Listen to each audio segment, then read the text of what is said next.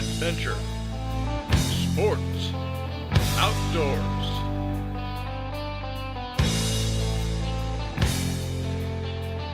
With host Harry Canterbury.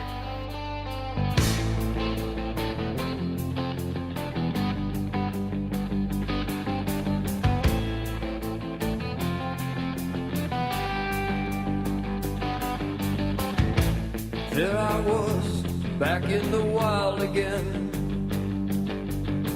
and I felt right at home where I belong.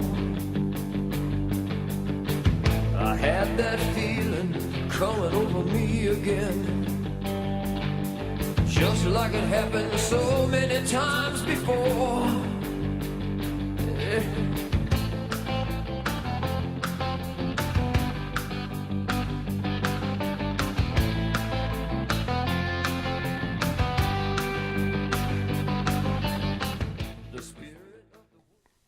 Hi, Harry Canterbury with another edition of Adventure Sports Outdoors. You know, it's wintertime and it's cold out there. Not a lot of things to do, but we did find one thing, and that was the Henry Decoy Show. Got to see a lot of duck decoys and collectibles and duck calls and all sorts of things. It was really a great time.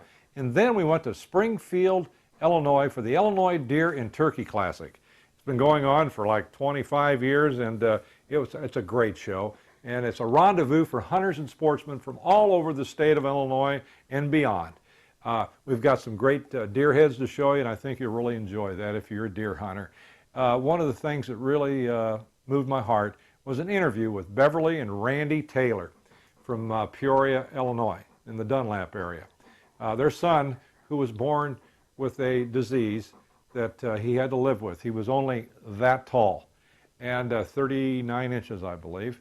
And Drake was a lover of the outdoors. He loved to hunt and fish, and the last 2 years of his life, he traveled all over the United States, everything from alligators to turkeys to deer to bear.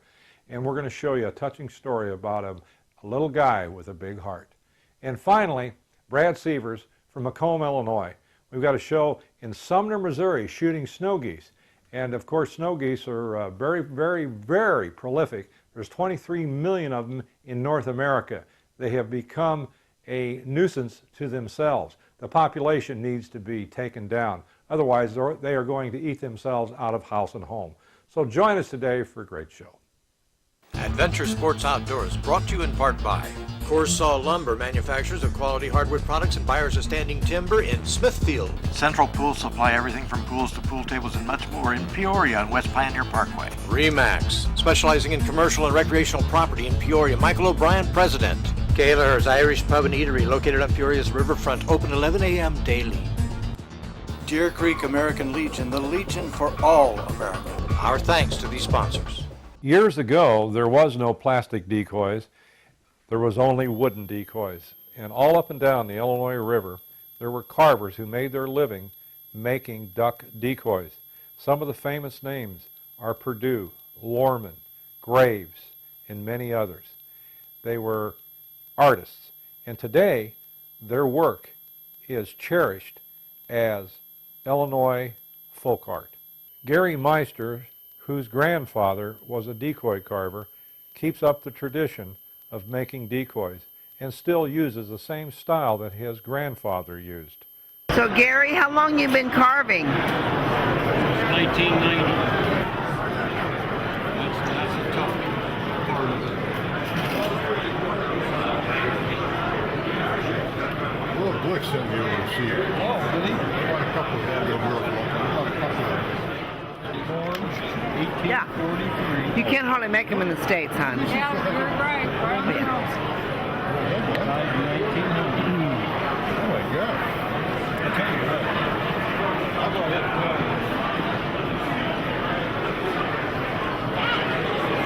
He came to Lake in about 1860.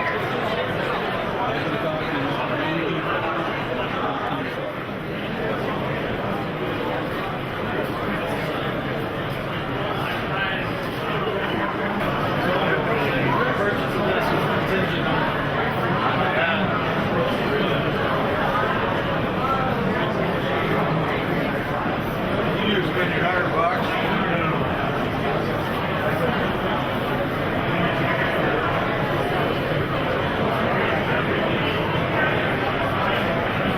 decoy carving and painting are two separate arts. In fact, Mr. Purdue, Charlie Purdue, carved decoys, was a okay painter, but his wife was very, very good. But about 1948, him and his wife got into an argument, and from then on, Charlie painted virtually every duck decoy. At the Decoy Show, there's not only duck decoys, but there's all sorts of other collectibles, such as old shotgun boxes, old shotgun shells, duck calls, and everything in between. Even arrowheads are a part of the great collections of Illinois artists up and down the river. The Illinois Deer and Turkey Classic was started about 20-some years ago. It was an idea that came about because Illinois, over a short period of time, had become one of the greatest places to shoot trophy deer. And in order to celebrate the deer in Illinois, they started the Illinois Deer and Turkey Classic. You will see deer there that are unbelievable. And when they score, some of them will score in the 200s, most of them in the 160s, 70s, and 80s, but all sorts of deer. Illinois, with the soybeans, the corn, and all the other grains, and the great timber that we have, has been a perfect area to propagate deer. There was over 350 deer heads displayed at the Illinois Deer and Turkey Classic in Springfield. Some time ago, there was, like 5 years ago, there was 650. But due to $4 gas, the recession, and the relocation of the Deer and Turkey Classic, the numbers have gone down. But it still had a great display of some fine specimens of Illinois deer.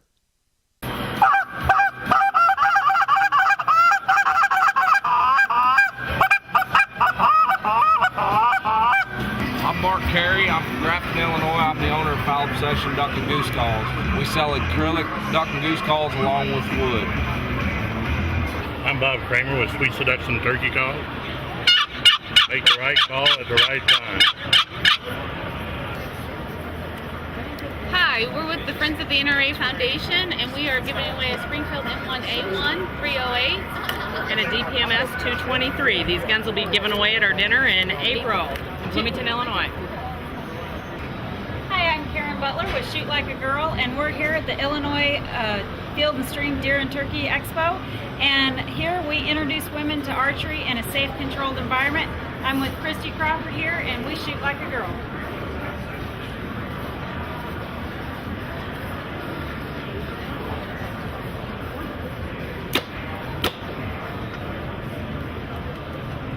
Hi, I'm Dave Eade. We're here at the Convention Center in Springfield, Illinois, enjoying the annual Deer Trophy Show, and we're having a real good time. You ought to... Oh, Harry. Say, look what I got. This is what makes the sports show so much fun, is to see things like this. But the bad thing about it is, I'm just about ready to take her home. She is just gorgeous. Hey, you can't help to love a face like that. Look at that face. Look at that face. Oh my goodness. That is something else. You want to go home to Peoria? Yes, you do. You are sweet. Yes, you are.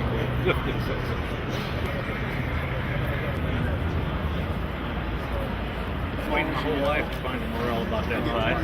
You better be. The good thing about it is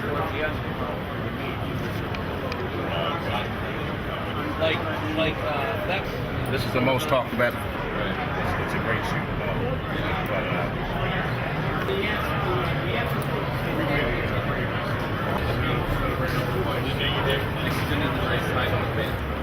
Hi, here in Springfield, Illinois at the Deer and Turkey Expo. I'm here with Kimco USA, and we're displaying all of our new models, and we're giving away a brand new side-by-side.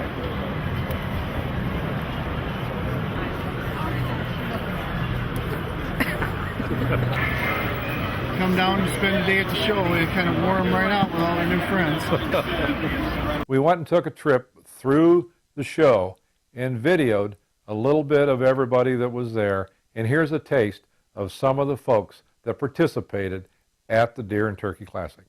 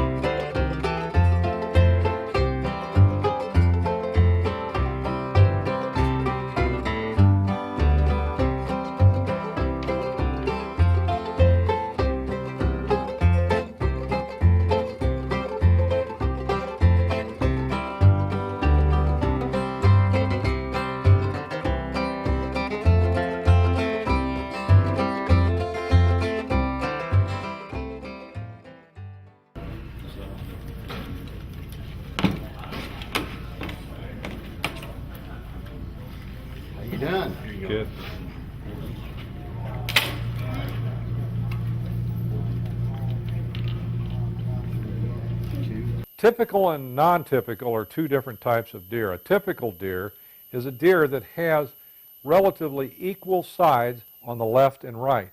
A non-typical may have a drop tine, a twisted antler, or all sorts of other configurations. A typical is one that looks like it's the same on both sides.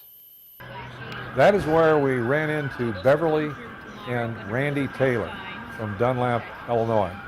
And that is what leads us in to our next segment. I've known them for about 2 years and invited them over to our radio show at WOAM Radio in Peoria. All right, stand by. What if we're sitting? Well, you know, my uncle was on guard duty. He was a captain. I'd like to plug this Heart of Illinois. You can plug anything you'd like to. Coming up here. Okay, but I'm going to start it out, and I'm going to kind of you're going to lead it. You're going to start. Okay. I'm just going to introduce you. She's the. Well, you're going to talk too now. I can ramble with the I know. You're going to talk. Good morning, Central Illinois. Harry Canterbury, the Red Nose Gang, Adventure Sports Outdoors, and we've got some great folks in here today. Beverly and Randy Taylor, the mother and father of Drake Taylor, who was taken away from us way too early. He was 18 years old. He's had a lot of difficulties in his life, but he overcame them, and I have to say this, that he couldn't have had two of the nicest parents that he couldn't have picked out two nicer folks than what he got. And they took him everywhere, they did everything, and in his short life, he got to go see and do stuff that a lot of you folks, and me included, only dream about. So to start this out, I have to tell you guys that you did a wonderful, wonderful job. You were loving, caring parents more than probably anybody I know. You guys really did everything you possibly could to make his life as enjoyable in the short time he was here. Let's start out and talk about, give the background, because a lot of people don't know who he is, what kind of situation he had. Well, Drake was just an unusual young man. Actually, he was born with a dwarfism called Majewski osteodysplastic primordial dwarfism. Often, if you plug in the letters MOPV type 2 into your Google search, you'll find out all kinds of information. What that means, basically, at the age of 18, Drake was 39 inches tall, weighed about 40 pounds. But he was a proportionate dwarf, so he was basically just a miniature of you and I at 39 inches tall. So Drake also was diagnosed with a blood vessel disorder of the brain called moya moya, and what that basically is very high risk of aneurysm and stenosis of the blood vessels. 4 years ago, back in 2008, Drake had to endure 3 brain surgeries. We had to go out to Stanford, California, and it's a very rare surgery, and it gave Drake an opportunity for 4 more years. And that was kind of a real turning point for us in our personal lives to really begin to live a fearless life. We kind of knew that Drake had a very shorter than normal life expectancy, but he had a personality bigger than life.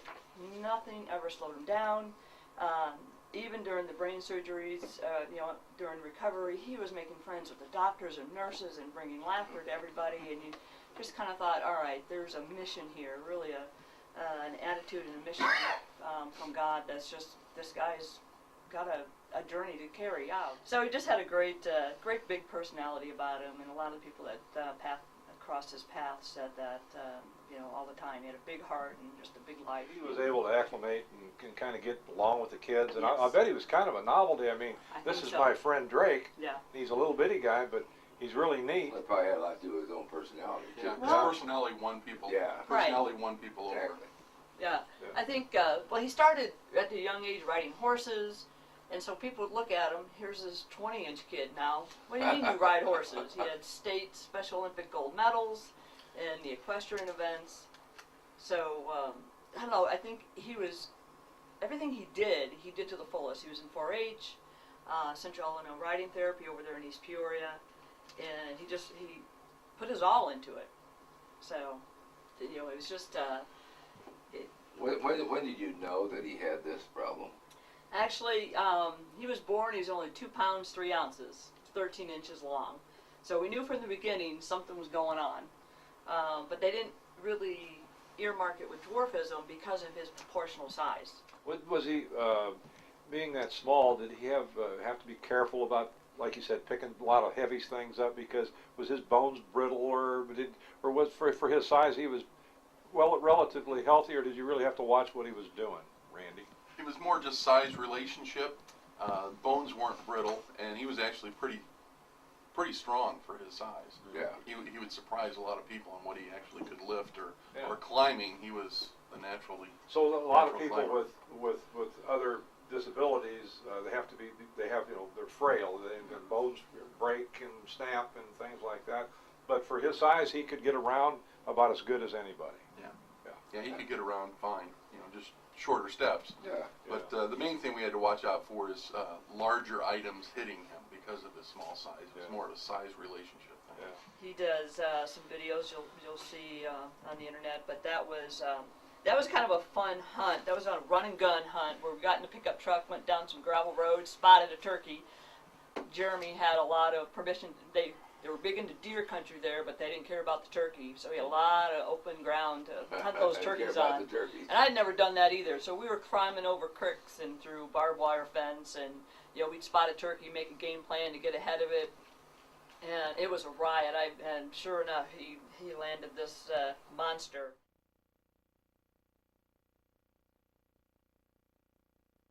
You're ready. Boom! There you go. Now we're talking. I'll tell you what, if you do that right there and you just make that shot on a deer out in the blind, I will play Buck Fever on my phone immediately after you shoot. How's that sound? Maybe turn it on that two-way radio, and that's what we play it. Yeah, damn. Wow. You're on it, brother.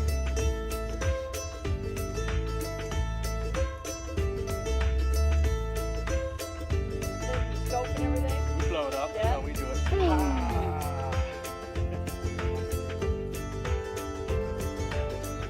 Awesome.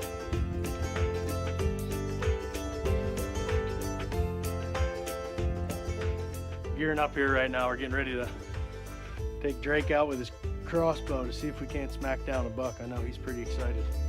He's got buck fever and he's pretty fired up. So just getting ready, slapping on the scent lock. We're gonna head out here in a couple minutes.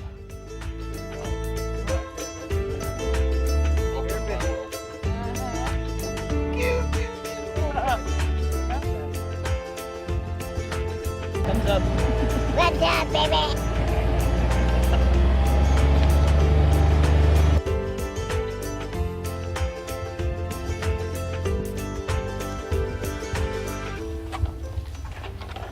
Got Drake's weapon here. This is a special crossbow made just for him by 10 Point. And it's a wicked little machine. Shooting earlier, he's dialed in out to 25, 30 yards. He's pretty comfortable with that shot, so we're gonna make it happen.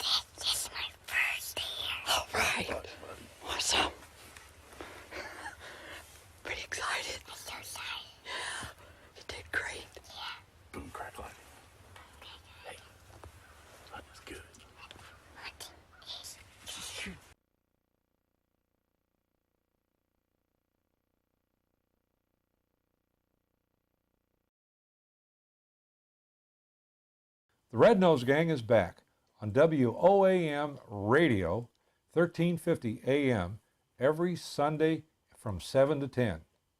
If you like the outdoors, you'll like our show. Hi, I'm Dave Barth with your shooting tip of the week. Today we're going to talk about the upcoming deer season and the use of handguns to make your hunt a little more challenging. Your minimum barrel length in a handgun is a 4-inch. Some of the caliber selection that you can make would be a .357 Magnum, a .44 Magnum, a .454 Casull, or an exotic cartridge like a .45-70 in a handgun. One of the pistols that is legal to hunt with would be a Thompson Center Contender, a Smith .44 Magnum. This is a .460, and a Magnum Research .45-70 revolver. You can even use something as exotic as a Uberti manufactured lever action pistol and .45 long Colt. Hi, I'm Dave Barth with your shooting tip of the week. As most sportsmen know, there's 23 million snow geese in the North American continent.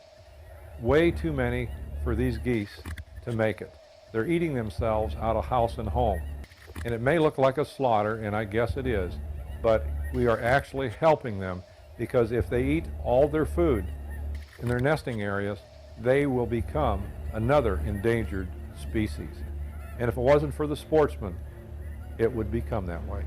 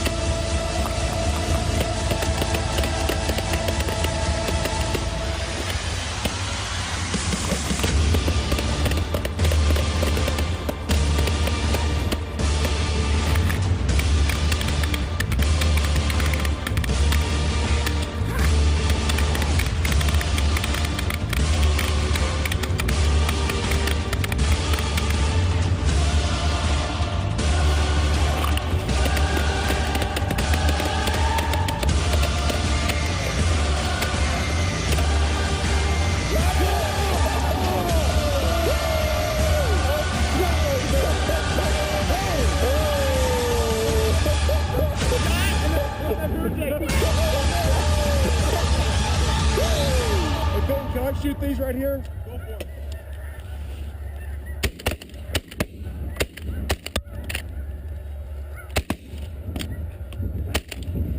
Got him! You got him! Knock it down, baby! Got him! Down! Got him! Look at it! All right! Good shooting! Good shooting!